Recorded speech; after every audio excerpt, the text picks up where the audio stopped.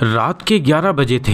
मोहन सुनसान रास्ते से जा रहा था। चारों ओर सन्नाटा छाया हुआ था। मोहन बहुत डर रहा था। दूर दूर तक सिर्फ अंधेरा ही अंधेरा था। मोहन को सही से रास्ता भी दिखाई नहीं दे रहा था, इसलिए उसने अपने मोबाइल की टॉर्च का इस्तेमाल किया। शायद आज उसकी किस्मत भी उसके साथ नहीं थी। आधे रास्ते में ही उसके मोबाइल की बैटरी खत्म हो गई और उसका मोबाइल स्विच ऑफ हो गया। मोहन के घर से पहले 2 मील की दूरी पर एक डरावना रास्ता पड़ता था, जिसे लोग हवेली के रास्ते के नाम से भी जानते थे। बड़े बुजुर्ग तो यहाँ तक कहते थे कि उस हवेली के रास्ते से रात को 12 बजे के बाद जो भी गया वह आज तक वापस लौटकर नहीं आया। मोहन घबराते हुए आगे बढ़ने लगा। वह अंदर ही अंदर डर रहा था, क्योंकि उसने बड़े बुजुर्गों से कई बार इस डरावने रास्ते के बारे में सुना था। उस वक्त उसको वो सारी बातें याद आ गईं। थोड़ी देर चलने के बाद उसको कुत्तों के रोने की आवाज सुनाई दी।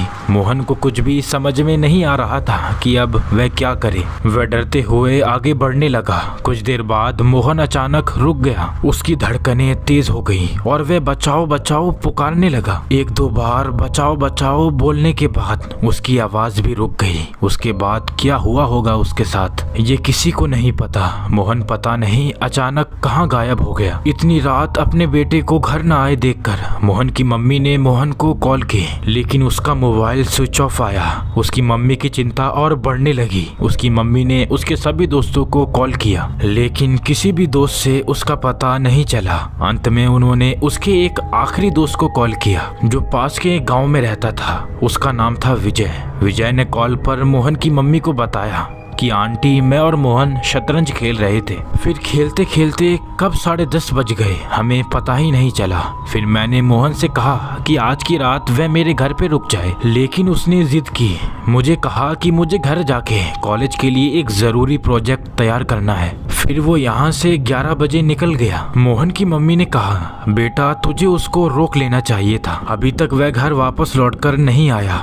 तुम्हें तो पता है बीच में वो हवेली का डरावना रास्ता आता है, जो कि बहुत ही खौफनाक है। यहाँ तक कि कुछ बुजुर्ग ये भी कहते हैं कि उस रास्ते से जो भी 12 बजे के बाद गया वह आज तक वापस नहीं लौटा। पता नहीं रात को 12 बजे के बाद उस रास्ते के आसपास क्या होता होगा। फिर मोहन की मम्मी ने कॉल काटी और बहुत रोने लगी। अगली सुबह ये खबर सारे गाँव में फैल गई।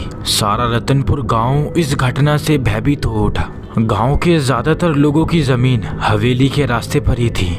कुछ लोगों का तो ये भी कहना था कि रात के 9 बजे के बाद उस रास्ते से डरावनी आवाजें आना शुरू हो जाती। रतनपुर गांव के लोग ज्यादा से ज्यादा शाम के 6 बजे तक खेत में काम करते, उसके बाद वहां से घर आ जाते। कुछ लोग जल्द से जल्द काम खत्म करके 5 बजे ही घर की तरफ लौटते। एक बार एक युवक आधी रात को दूसरे गांव से यहाँ रतनपुर आ रहा था। उस युवक का नाम था सुखदेव। सुखदेव को हवेली के डरावने रास्ते के बारे में ज्यादा कुछ नहीं पता था और वह भूत प्रेत इन सब चीजों पे विश्वास नहीं रखता था। रतनपुर में उसका एक दोस्त रहता था, जिसके साथ उसने अपना बचपन बिताया था। फिर कुछ काम के लिए वह दूसरे शहर में चला गया। इतने लंबे अरसे के बाद वह आज अपने दोस्त से मिलने रतनपुर आना चाहता था। ट्रेन देर से मिलने की वजह से उसको देरी हो गई थी। अपने दोस्त से लंबे अरसे के बाद मिलने की इच्छा में वह गाना गाते हुए आगे बढ़ने लगा। कुछ वक्त चलने के बाद वह हवेली के डरावने रास्ते के करीब जा पहुंचा। उसने हवेली से डरावनी आवाजें सुनी।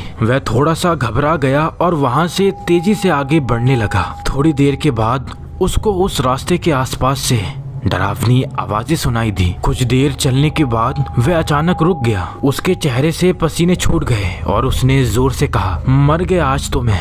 ऐसा कहते हुए वह थर-थर कांपने लगा। दोस्तों, कैसा लगा आपको मेरी डरावनी कहानी का चैप्टर 1? डरावने रास्ते में आखिर ऐसा क्या है जिससे लोग इतना डरते हैं, और क्या है रहस्य उस रास्ते का? डरावने रास्ते से लोग कहाँ गायब हो जाते हैं, उनका क्या होता होगा, ये आप सोचिए। मैं जल्दी चैप्टर 2 के साथ फिर लौटूंगा। दोस्तों, अगर आपको हमारी ये डरावने रास्ते की कहानी अच्छी लगी हो तो इस वीडियो को लाइक एंड चैनल को सब्सक्राइब जरूर कर लें। अभी मैं लेता हूँ आपसे अलविदा। मिलेंगे एक और नई डरावनी कहानी में।